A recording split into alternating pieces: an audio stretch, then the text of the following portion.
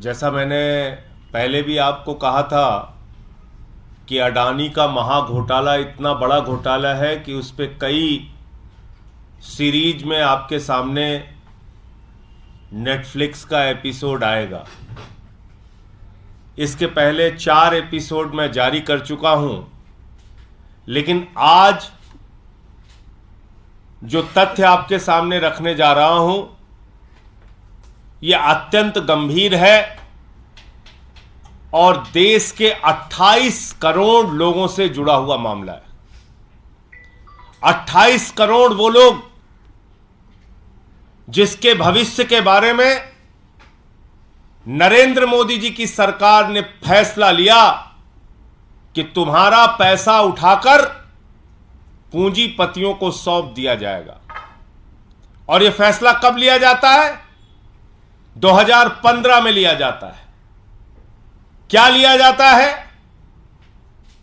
सरकारी विभागों में काम करने वाले कर्मचारी जिनका प्रोविडेंट फंड का पैसा कटता है, प्राइवेट कंपनियों में काम करने वाले कर्मचारी जिनका प्रोविडेंट फंड का पैसा कटता है, वो पीएफ का पैसा उठाकर 50 कंपनियों के शेयर खरीदे जाएंगे। 50 कंपनियों के शेयर खरीदे जाएंगे।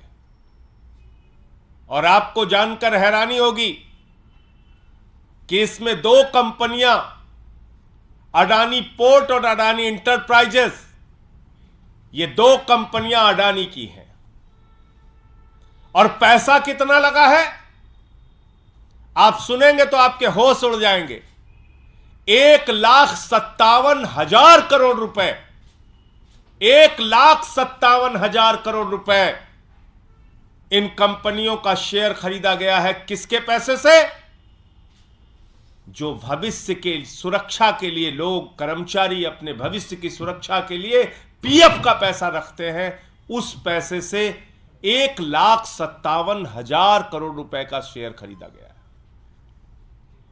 करीब करीब 38,000 करोड़ रुपए का सालाना शेयर उन पैसों से खरीदा जाता है।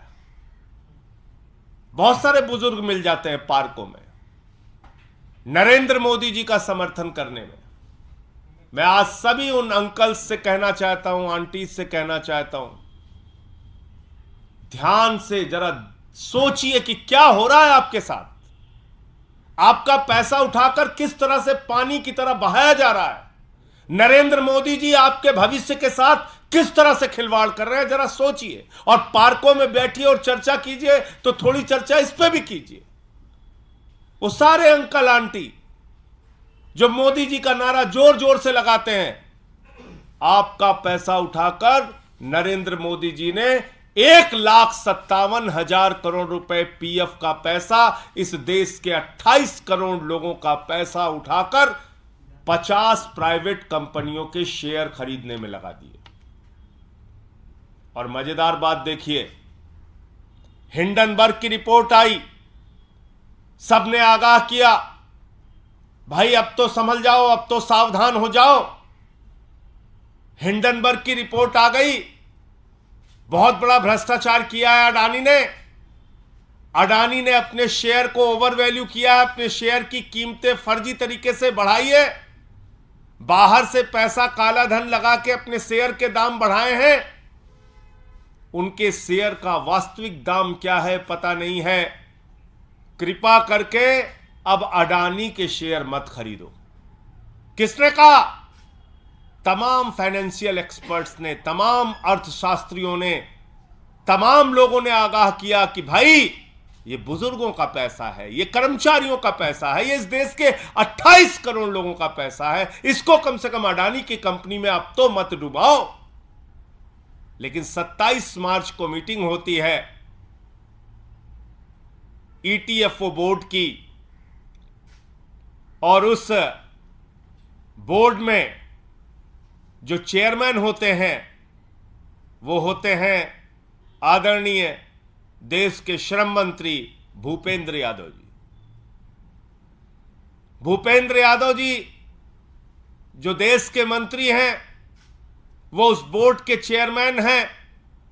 ये रिपोर्ट भी आ जाती है, आगाह भी किया जाता है कि भाई आप कर्मचारियों की जीवन से जुड़ा हुआ उनके भविष्य की निधि जो रखी है, उनके लिए जो पीएफ का पैसा उनके संकट के समय में काम आता है, कम से कम ये पैसा अडानी के ग्रुप पे मत लगाइए। लेकिन बावजूद इसके वो पैसा अडानी की उन 2 कंपनियों में फिर लगाया जाता है। क्या प्रेम है आपका अडानी से? आप देश के करोड़ों लोगों का पैसा क्यों उठा के अडानी के ऊपर लुटा रहे हैं?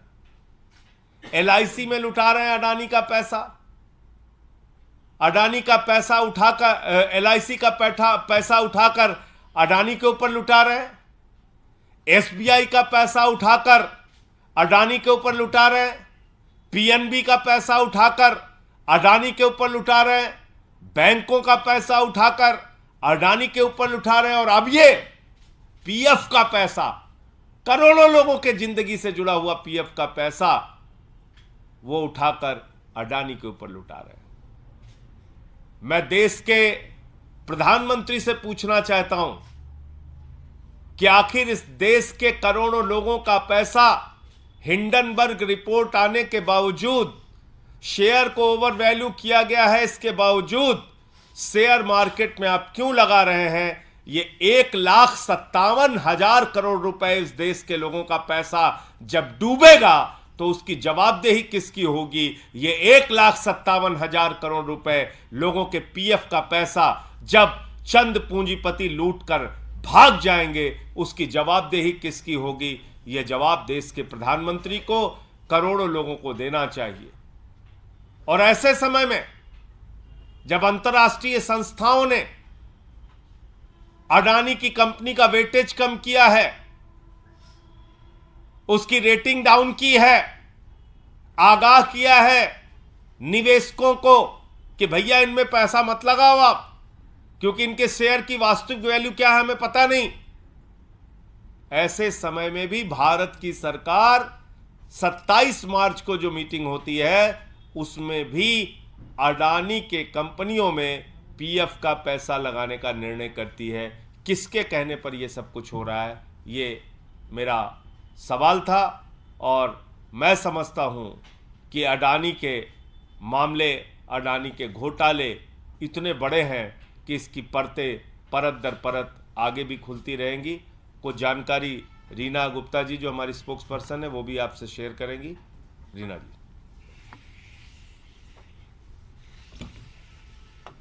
देश के करोड़ों लोग स्टॉक मार्केट में अपना पैसा लगाते हैं।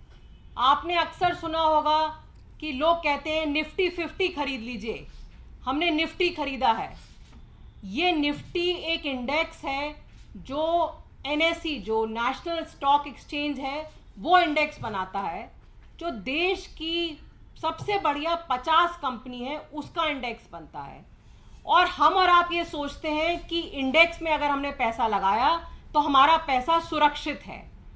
जब हिंडनबर्ग की रिपोर्ट आई, उस रिपोर्ट में ये लिखा था कि जो अडानी के शेयर के, अडानी ग्रुप के जो शेयर्स हैं उनका असली रेट क्या है ये पता नहीं चल रहा है।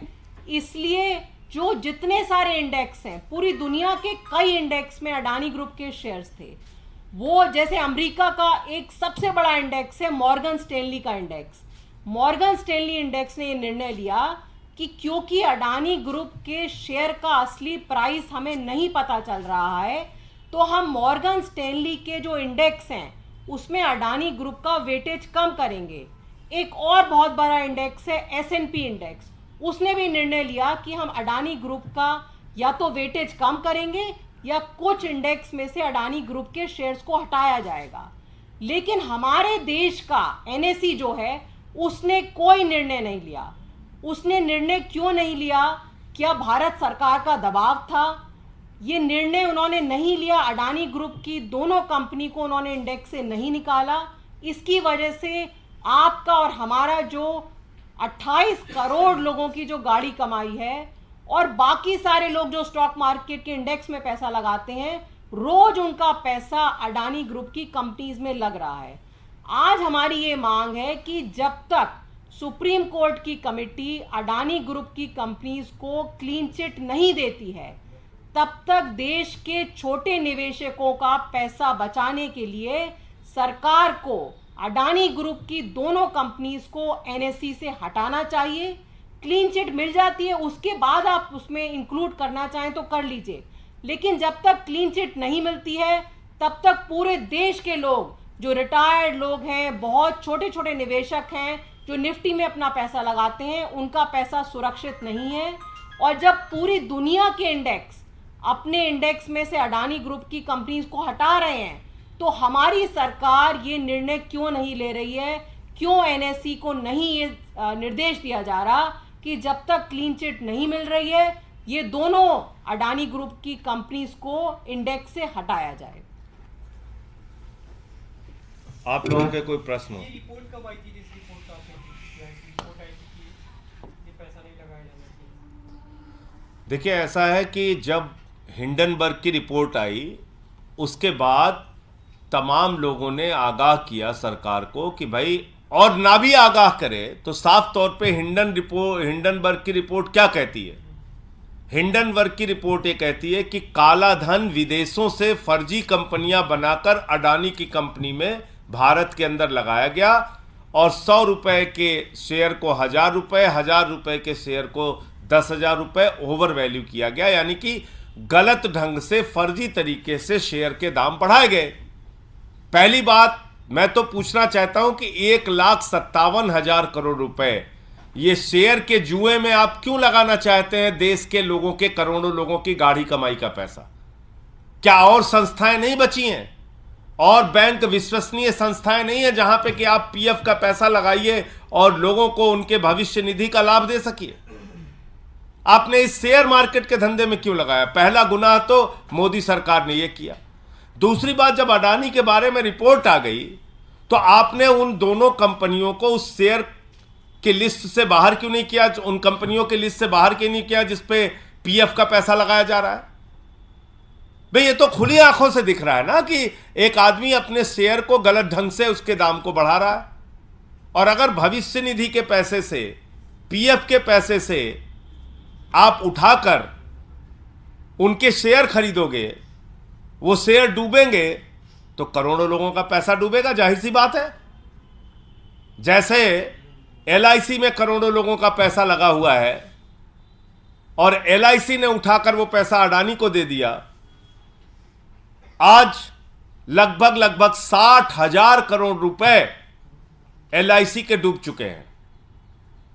यानी कि जो निवेश एलआईसी ने किया था, जो पैसा एलआईसी ने लगाया था, उसके हिसाब से उनकी शेयर वैल्यू कुछ दिनों पहले तक 87,000 करोड़ रुपए थी।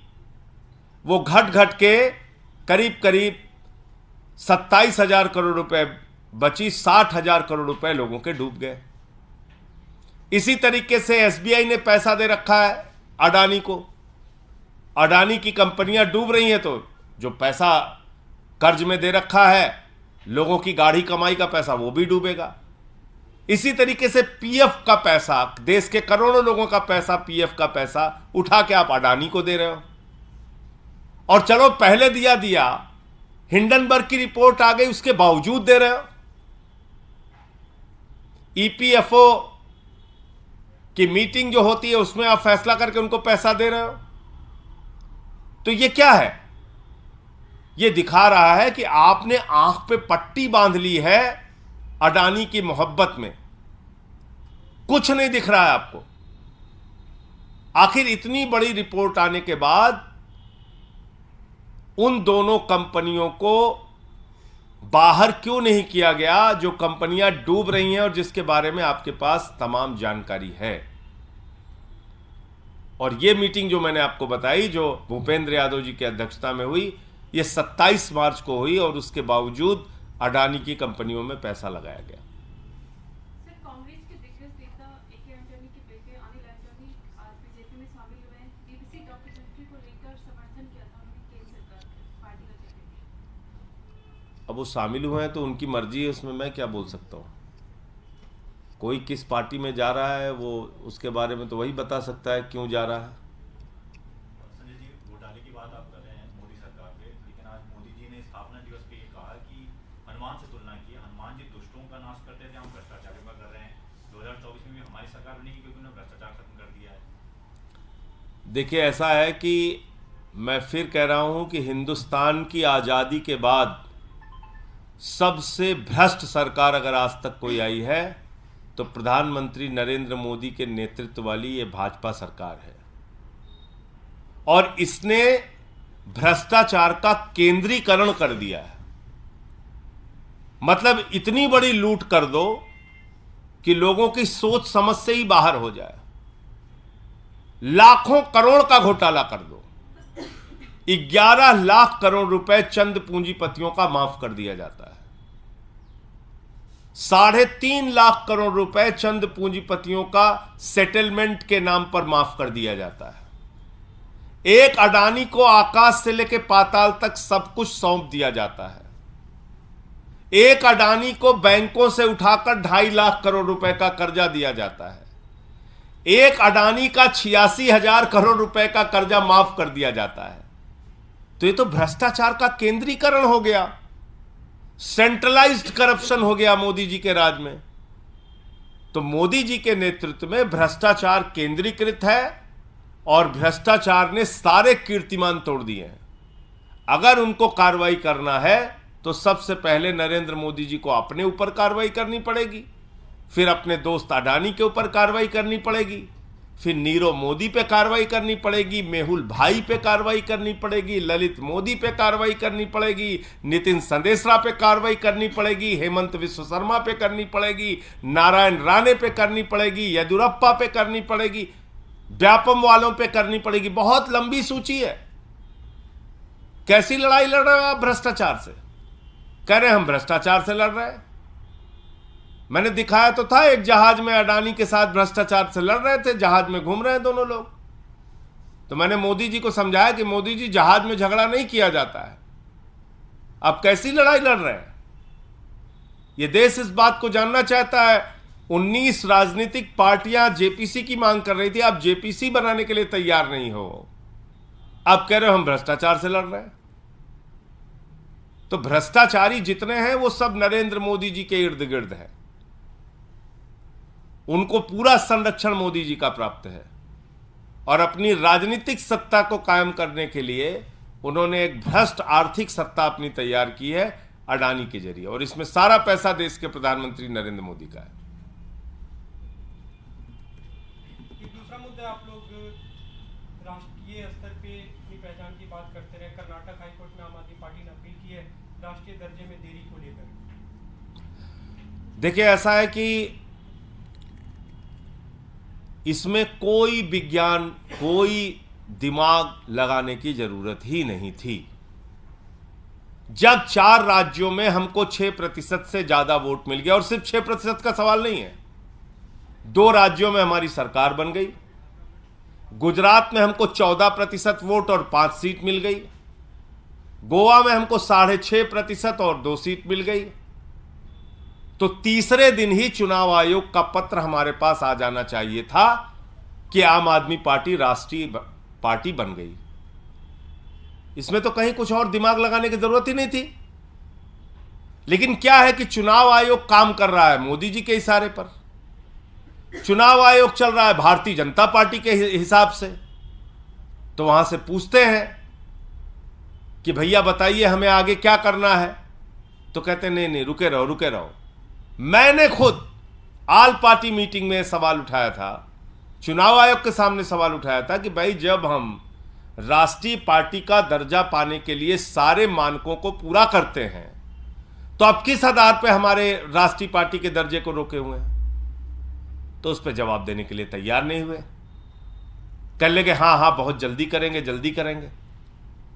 ये बोला था मुख्य चुनाव आयुक्त महोदय ने कि जल्दी करेंगे। अब वो जल्दी कब होगी? कर्नाटक का चुनाव आपने अनाउंस कर दिया। कर्नाटक के चुनाव में आम आदमी पार्टी को राष्ट्रीय पार्टी का दर्जा होने पर जो सुविधाएं मिलनी चाहिए वो सारी सुविधाएं मिलती, आपने नहीं दिया। इसलिए हमारी इकाई वहां पर हाईकोर्ट में गई है और निश्चित रूप से इसमें हमें राष्ट्रीय पार्टी का दर्जा मिलेगा ही मिलेगा, क्योंकि हम सारे मानक पूरे करते हैं। What is the official stand that the election commission has told the Aam Aadmi Party being given, or are they why are they not taking? I can tell you about constitution club meeting, उसमें सारी पार्टियां थीं, उसके सामने उन्होंने मेरे से कहा था कि हम जल्द ही इस पे फैसला लेंगे। But no official communication. No official communication. हमने जरूर उनसे बार बार टाइम मांगा, हमने बार बार उनको जरूर कहा, हमारे सचिव पंकज गुप्ता जी ने, लेकिन ना उन्होंने मिलने का कोई टाइम दिया। सोचिए, मिलने का भी टाइम नहीं दे रहे हैं। एक पार्टी जो हर मानक पूरा कर रही है राष्ट्रीय पार्टी बनने का, उससे मिलने का भी टाइम नहीं दे रहे हैं। पंकज गुप्ता जी ने बार बार चिट्ठी लिख के उनसे टाइम मांगा। तो ये सवाल है चीफ इलेक्शन कमीशन से, सीईसी से। और दूसरा, आज तीसरी चार्जशीट भी ईडी की आ गई, और हम लोग शुरू से कह रहे हैं कि दिल्ली के उप मुख्यमंत्री और शिक्षा मंत्री मनीष सिसोदिया के खिलाफ न कोई साक्ष्य पहले था न अब है। उन्होंने अपना मंत्री पद भी त्याग दिया, जेल में प्रताड़ना भी झेल रहे हैं। तीसरी चार्जशीट भी ईडी की आ गई, लेकिन उसमें भी मनीष सिसोदिया जी का नाम नहीं है। इसका मतलब साफ संदेश है, प्रताड़ित करो, परेशान करो और हर तरीके से दबाव बनाओ, मनोबल तोड़ने का प्रयास करो। इसलिए जो लोग शराब घोटाला करते हैं, इसकी सच्चाई दूर दूर तक कहीं नहीं है, और इसीलिए तीसरी चार्जशीट में भी ईडी मनीष सिसोदिया के खिलाफ कोई साक्ष्य नहीं लेकर आ पाई। धन्यवाद।